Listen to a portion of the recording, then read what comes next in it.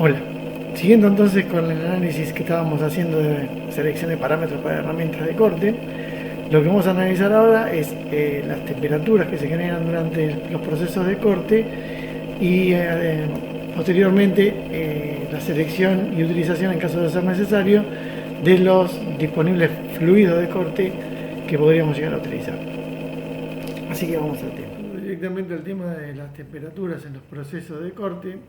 Podemos recordar que el proceso de corte transforma una cantidad de energía mecánica en calor mientras se produce el arranque de viruta. Eso ya lo habíamos visto. Y ese calor viene aportado por la potencia que el proceso toma de la red de energía eléctrica. Entonces vemos que en el proceso de arranque de viruta nosotros tomamos una energía provista por el motor eléctrico, que eso es la toma de la red de energía eléctrica, en general, ¿no? Antiguamente se hacía de otras maneras, pero en general hoy día es a través de un motor eléctrico, y esa energía se traduce en trabajo mecánico. El trabajo mecánico durante el proceso de arranque de viruta transforma esa energía en calor, y ese calor es el que nos trae aparejados unos cuantos problemas, como veremos más adelante. ¿Por qué? Porque básicamente toda esa potencia que estamos introduciendo al sistema, que dijimos que era un sistema viruta, herramienta, pieza, ¿no? Con tres actores, tres componentes dentro de ese sistema, decimos que esa potencia básicamente se consume en dos transformaciones energéticas, que son una en la zona de deformación primaria y otra en la zona de deformación secundaria. Después hay otra serie de transformaciones energéticas también por rozamiento en lo que es la máquina en sí, pero en este momento nos estamos enfocando con lo que está pasando dentro del pequeño sistemita viruta, herramienta y pieza. Entonces llamamos PC a esa potencia en la zona de deformación primaria y PF debido al rozamiento a una potencia básicamente debido al rozamiento y a la deformación en la zona de deformación secundaria. Si la herramienta no presenta excesivo desgaste y el fluido de corte es adecuado, podemos decir que P sub F, como es pequeña, porque digamos, si no estuviera bien presente estos puntos, podría haber una potencia en esa zona debido al rozamiento. Entonces, si las condiciones son más o menos ideales, podemos despreciar esta P sub F y centrar nuestro estudio en el análisis de la P sub C, que es la que se produce en la zona de deformación primaria. Y en adelante denominamos a este valor potencia de corte. Esta potencia de corte va a ser el producto de la fuerza de corte y de velocidad de corte, como ya vimos anteriormente.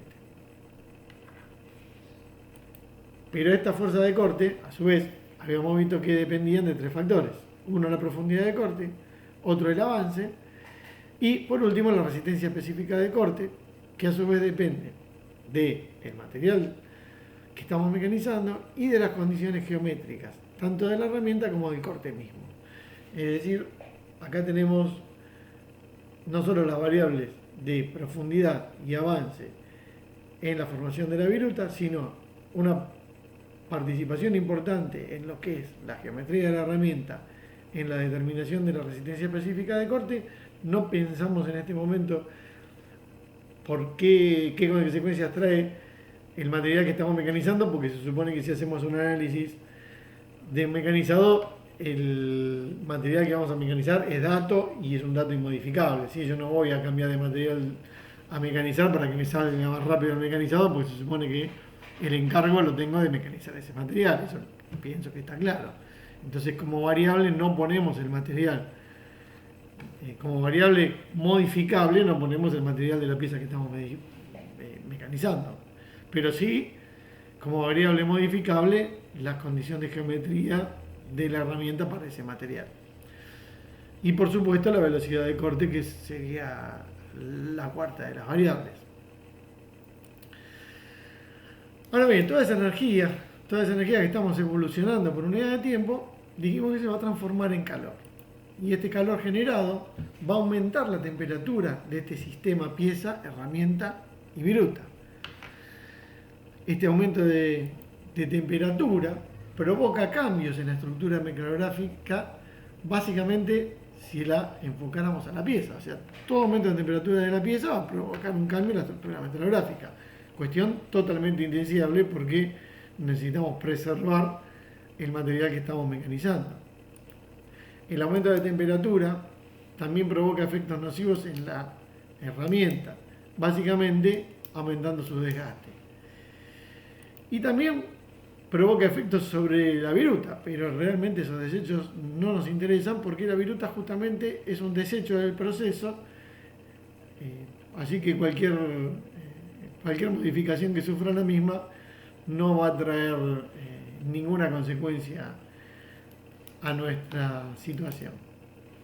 Por lo tanto, nosotros decimos que es imperante dirigir la transferencia de calor generado a la viruta y tratar de minimizarlo dentro de lo que sea posible en la pieza y en la herramienta. Aquí tenemos un pequeño gráfico en el que vemos que en ciertas condiciones las temperaturas que se pueden alcanzar en la herramienta podrían llegar a los 1200 grados centígrados. Nótese que estas temperaturas normalmente no se encuentran en el vértice o en la arista filosa de la herramienta, sino unos milímetros hacia adentro. Ahí probablemente parezca exagerado el dibujo, pero pueden ser 2, 3, 4 milímetros adentro de la zona de la herramienta. Y esa temperatura básicamente va a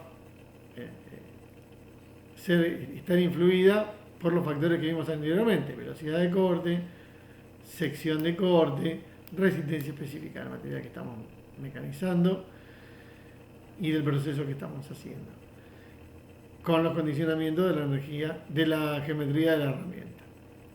Ahora bien, tratamos de decir que una situación ideal de distribución del calor es, como se ve en el dibujito inferior, en el cual el 80% del calor generado se va con la viruta, el 10% se va para la herramienta y el 10% para la pieza.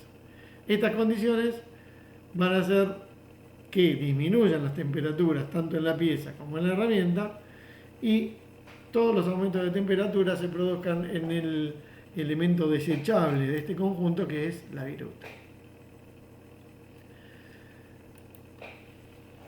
¿Cómo controlo entonces el valor de la temperatura? El valor de la temperatura básicamente lo voy a controlar adoptando la mejor geometría de la plaquita. En primer lugar, una geometría de la plaquita adecuada me da una fuerza específica de corte menor. Una correcta selección de parámetros de corte y una utilización de fluido de corte adecuado en el caso de que el fluido de corte sea necesario. Más adelante vamos a hablar un poquito de este tema de los fluidos de corte. Entonces, ¿por qué una correcta selección de los parámetros de corte modifica el valor de la temperatura? Como podemos ver en los gráficos siguientes, el valor de la temperatura de corte va a estar seriamente influido por la velocidad de corte en un principio y por el avance en segundo término. Si nosotros analizamos el gráfico de la izquierda, en el cual vemos que la temperatura de corte aumenta en forma más o menos lineal, ¿no? Una pequeña curva, pero siempre en aumento a medida que, siempre un aumento casi constante a medida que aumenta la velocidad de corte, dentro de los parámetros de corte que se suelen utilizar. Si pudiéramos extendernos un poco más a la derecha,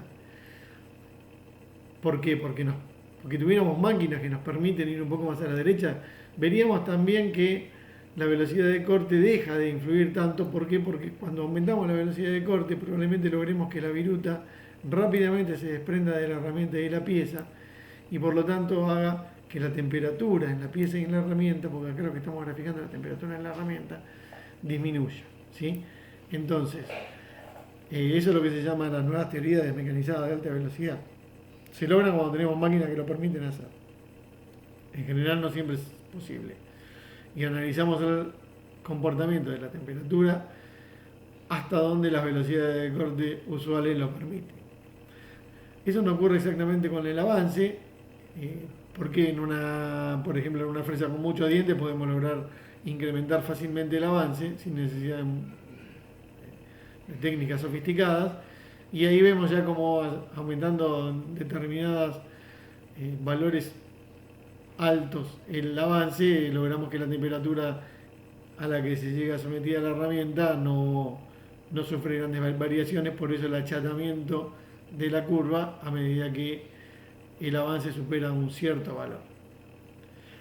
En el gráfico inferior podemos ver también cuál es la influencia de la velocidad de corte en el modo de distribución de la viruta.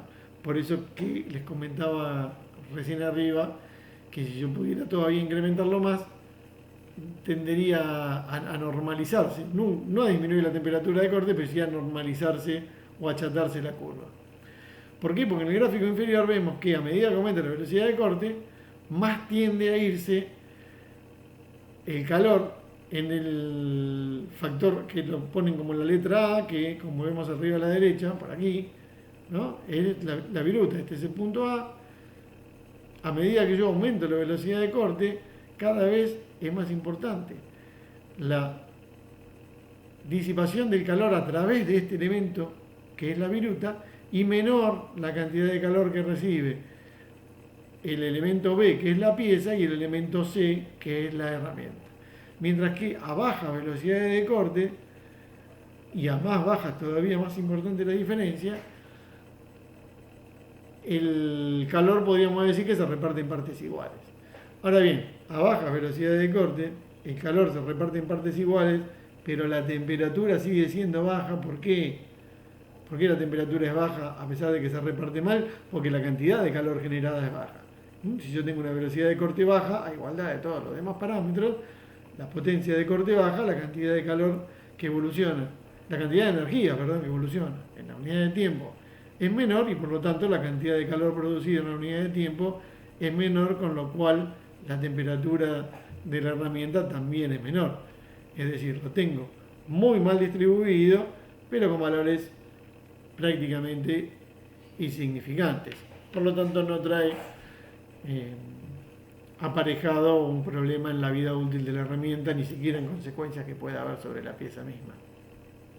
Pero es importante conocer cómo se produce esta evolución de la distribución del calor entre los elementos participantes. Entonces, el valor de la temperatura, dijimos que lo controlábamos también, por último, con el fluido de corte adecuado en el caso de ser necesario. ¿Y por qué pongo en el caso de ser necesario? Porque es algo que yo en algún momento seguramente lo debo haber dicho, y si no lo digo por primera vez. Tenemos que tener en cuenta que en la mayoría de los casos de la ingeniería no hay verdades absolutas.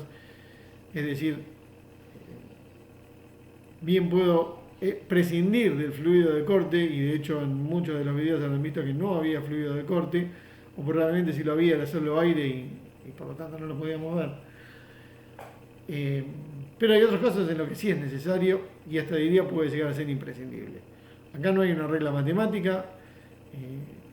En este caso no estamos hablando de una regla que sea válida para todos los casos, sino que puede ser que en casos sea necesario o en casos no sea necesario. Con el tiempo iremos viendo cuándo es necesario, cuándo es no tan necesario, y cuándo es imprescindible o imprescindible. Prescindible, perdón, o imprescindible. ¿Y cómo seleccionamos un fluido de corte a modo de introducción? Básicamente pensando en cuáles son las dos características que puede proponernos un fluido de corte. Ya sea que el fluido de corte actúe como refrigerante o como lubricante. Como refrigerante me ayuda a disminuir la temperatura, básicamente por medio de una característica que debe poseer, que es una buena disipación de calor. Mientras que si el fluido de corte actúa como lubricante, también va a promover la disminución de la temperatura, pero en este caso básicamente por la reducción del calor gracias a su reducción en la fricción, ¿no? El coeficiente del valor de fricción. vamos a ver más adelante que también hay soluciones intermedias, es decir, que hay fluidos de corte que tienen propiedades refrigerantes y propiedades lubricantes. ¿Y cómo mitigo los efectos de ese aumento de temperatura? Básicamente seleccionando un material de herramienta adecuado para esas temperaturas y tenemos que tener en cuenta, cuidado, que los efectos que estamos analizando ahora sobre la herramienta son solo los que producen el calor y la temperatura que están presentes en el proceso de corte. Pero la selección del material de la herramienta de corte no va a depender solamente de este factor. ¿Por qué? Porque hay otros factores que determinan las características geométricas y estructurales de la herramienta. Es decir, no nos vamos a prestar atención solo al tema del calor, porque hay veces que el calor puede que no sea tan importante en la determinación del material como si otros factores que veremos más adelante.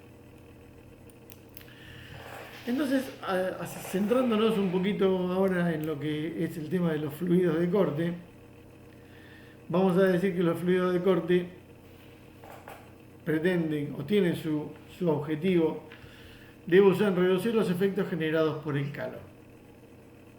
¿Cómo? Como vimos recién, ¿no? Tratando de minimizar en lo posible el desgaste de la herramienta, pero también mejorando la terminación superficial de la pieza.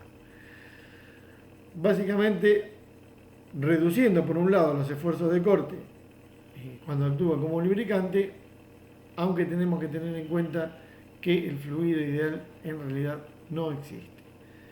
¿Por qué no existe el fluido de corte ideal?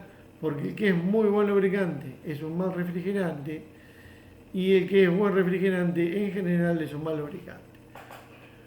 Por lo tanto, vamos a buscar un fluido y un método en el que lo aplicamos el fluido, porque no solo se trata del fluido, sino del método en el que lo estamos aplicando, y lo vamos a buscar en función del proceso de mecanizado. Porque como dije hace un ratito, hay veces que es imprescindible un fluido de corte, hay veces que no se hace tan necesario, y hay veces que lo usamos porque nos conviene, nada más. ¿Qué tipo de fluidos de corte podemos encontrar? En general podemos encontrar fluidos de corte grasos, minerales aditivados, con grasos u otro tipo de aditivos, fluidos de corte solubles en agua, famosos aceites solubles de corte, fluidos de corte sintéticos, fluidos de corte semisintéticos y fluidos de corte que responden a nuevas técnicas que pueden utilizar un fluido tradicional como es alguno de estos aceites a presión o directamente aire a presión o una dispersión tipo niebla de algún fluido soluble en aire. ¿Sí? Esas son nuevas técnicas que se han ido desarrollando. Sería imposible clasificarlas porque puede haber de las más variadas posibilidades.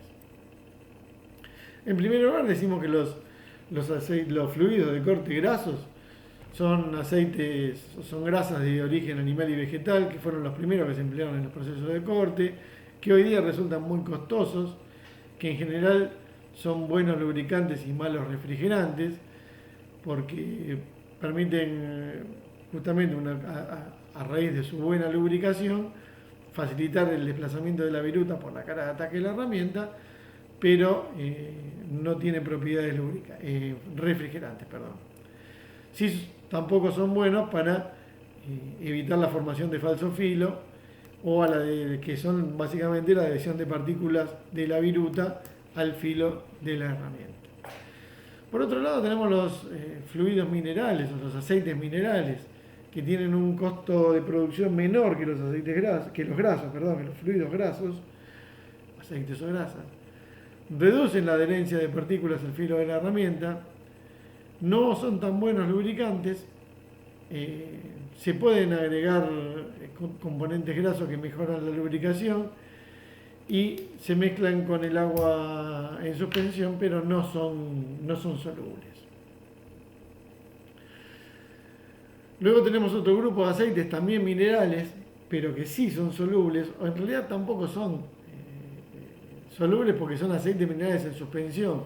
Estos tienen las características de ser muy buenos refrigerantes, pero justamente por la combinación en su preparación que tienen con el agua, que no es una combinación química, sino que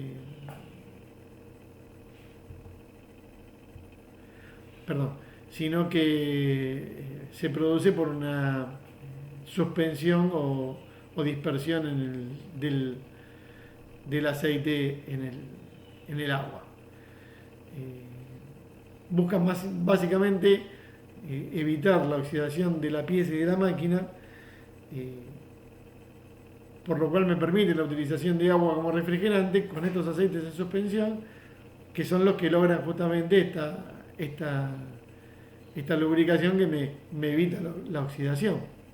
¿Sí? Y son básicamente estos solubles, aceites solubles, empleados en operaciones que generan mucho calor, por ejemplo en rectificados.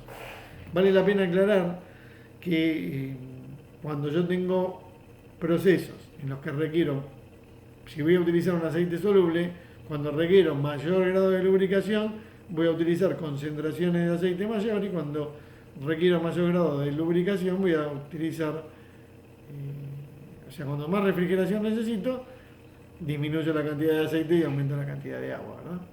Es decir, no hay, van a ver que cuando tengan que seleccionar algún lubricante, van a encontrar que los rangos que el fabricante o que el proveedor de aceite me propone son amplios. Puedo diluirlo uno en 20, uno en 50, uno en 100, ¿no? Una parte de aceite en 100 de agua, una parte de aceite en 50 de agua, una parte de aceite en 20 de agua, por ejemplo, logrando efectos disímiles en cuanto a la refrigeración o a la lubricación se trate. Después también tenemos los fluidos sintéticos, y hay fluidos solubles también sintéticos de muy buen resultado, que tienen un menor costo de elaboración, son en base a alcoholes y también solubles en agua o dispersos en agua en diferentes proporciones. Estos tienen la característica de ser más transparentes que los anteriores. También hay aceites o fluidos, perdón, de corte semisintético, que son aceites semisintéticos, o sea, aceites sintéticos con aditivos grasos o minerales. Básicamente, si queremos hacer una rápida clasificación, no es estricta, es una clasificación rápida de cuándo utilizaríamos un tipo de aceite o de fluido de corte y cuándo otro, podemos remitirnos a esta pequeña clasificación que les estoy mostrando, en el cual en el punto 1 tenemos el esmerilado, o en el dibujo 1 tenemos el esmerilado, y en el dibujo 10 tenemos el roscado con macho. Y acá decimos que subiendo hacia la derecha, a medida que subimos o vamos subiendo esta escalera, estaríamos necesitando mayores propiedades lubricantes, y si bajamos esta escalera estaríamos necesitando mayores propiedades refrigerantes. ¿Por qué? Porque cada uno de estos procesos que vamos a nombrar, a medida que subimos la escalera, necesita mayor presencia de fluido de corte que me disminuya los esfuerzos a través de la lubricación, y si la vamos bajando a través de la refrigeración. Entonces podemos decir en general que el proceso de esmerilado, rectificado o trabajo con elementos abrasivos requiere una máxima refrigeración y una mínima lubricación. Siempre va a haber un poco de aceite disperso. ¿Por qué? Para evitar la oxidación. Si pasamos al segundo dibujo, que es el que correspondería al torneado, bueno, vamos disminuyendo la cantidad de refrigerante y aumentando la cantidad de lubricante. Lo mismo al paso siguiente, que sería el fresado. Un punto más adelante, en el punto 4, tenemos el taladrado, en el cual, si vemos el dibujo, estamos taladrando o perforando con una mecha simple. Quiero hacer una salvedad en este punto, que también va a ir en el punto 6. Herramientas de perforado modernas y por eso antes decía que todo es un poco relativo, herramientas de perforado modernas con insertos en la parte de corte y cuerpos porta insertos que se pueden fabricar con conductos internos especiales, permiten la utilización, por ejemplo, de un fluido de corte a presión, que lo que me asegura es eliminar la viruta de todo el cuerpo de la herramienta. Entonces acá tenemos una función adicional del fluido de corte, que es refrigerar, lubricar, pero a su vez desplazar la viruta de la zona donde se está generando. Esto se utiliza muchísimo, tanto en el punto 4 como en el punto 6, que es el mandrinado o torneado interior, ¿sí? Me salté el punto 5, que es el escariado, en el cual tendríamos una situación intermedia.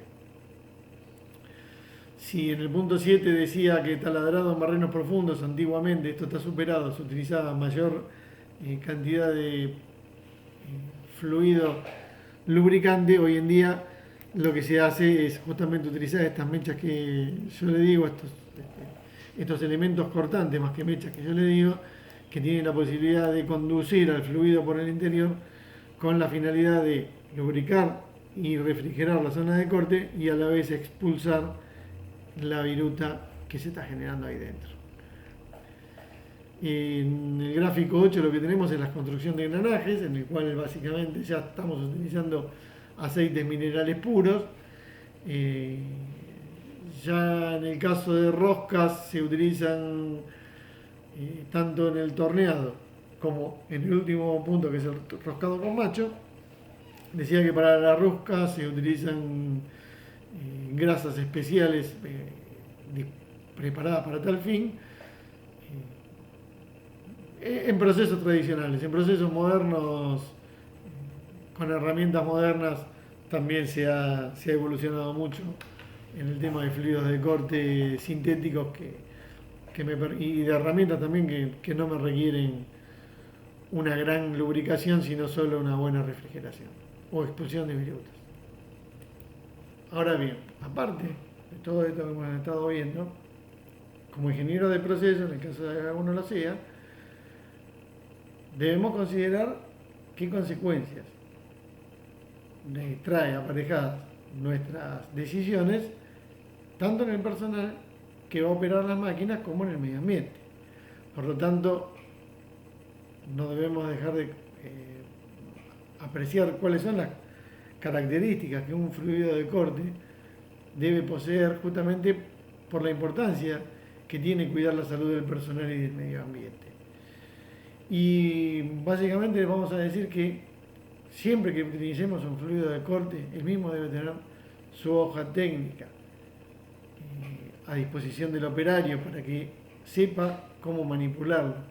Y fundamentalmente debemos asegurarnos que los mismos no sean tóxicos, que no generen problemas en la piel del operador, ya que el mismo va a manipular las piezas impregnadas con el fluido de corte, las herramientas impregnadas con el fluido de corte y la máquina que va a estar impregnada. Es decir, no necesariamente tiene que meter la mano dentro del fluido, pero lo va a tocar en algún momento, muy probablemente a través de algunos de estos elementos. Pero también el fluido de corte no debe generar vapores en exceso, porque no nos olvidemos que el fluido de corte va a entrar en contacto con los elementos que están produciendo el corte, y ellos se encuentran a una temperatura elevada. Y esto va a hacer que en muchos de los casos el vapor que se genere sea alto si no logramos una buena circulación del mismo. Y en el caso de que se produzcan esos vapores, debemos tener ambientes bien ventilados, extractores que nos direccionen la circulación de esos vapores. Y fundamentalmente, en favor del medio ambiente, tener precauciones ante derrames y correcto tratamiento al desecharlo. Es decir, nosotros tenemos que, en el caso de que dispongamos la viruta para su posterior fusión, asegurarnos de que las mismas dejen de contener algunos residuos que nos deja el fluido de corte, porque si no los mismos van a ir a la atmósfera en el caso de que las mismas sean introducidas en un horno. Es decir, tenemos que ser cuidadosos y hacer una buena evaluación del proceso de corte. Por eso les decía hace un tiempo que básicamente lo que buscamos es minimizar la utilización de fluido de corte en cualquiera de sus variables, a menos que sea necesario. En el caso de que sea necesario, tener estas pequeñas consideraciones que les acabo de exponer para que las consecuencias del desecho de los mismos sean lo menor posible. En general, perdón por el dibujo, pero ahí se puede ver un esquemita en el cual el fluido está acercándose hacia la zona de la herramienta, o sea, hacia la zona del corte, a través del tubo por el que está subiendo. ¿Sí? Acá es donde hace su efecto de refrigeración o de lubricación, se recogen las baterías de la máquina, pasa a un tacho donde se pueden separar algunos elementos sólidos, luego algunos filtros, y a partir de los filtros se deposita en un recipiente en el cual se lo vuelve a tomar y recircular para su correcta reutilización. Es decir, hay muchas máquinas en que estos filtros no están, eso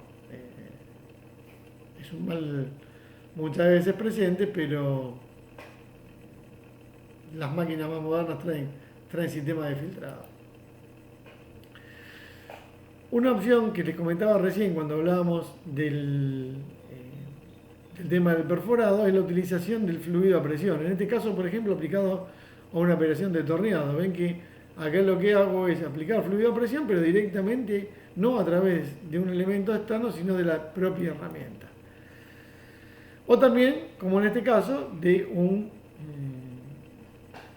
elemento externo, yo puedo generar una refrigeración por aire, que puede ser aire puro, aire con una suspensión de aceite o aire con una suspensión de un fluido distinto del aceite que me va a generar una zona de vaporización.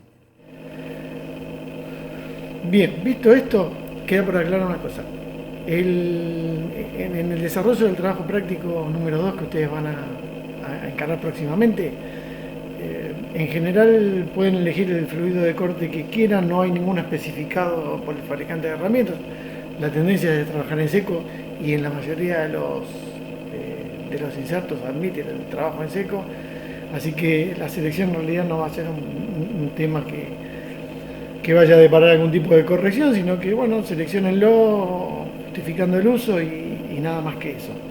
Lo queremos dejar como contenido teórico porque es imprescindible conocerlo. Así que bueno, complementaremos luego con dos temas más que nos están faltando, que son el tema de velocidad de corte y desgaste para el tema de la selección de los parámetros, y por último los materiales disponibles de herramientas de corte, que implícitamente ya los estamos viendo en la selección de las plaquitas, pero que vamos a analizar desde el punto de vista teórico. Nos estamos viendo, gracias.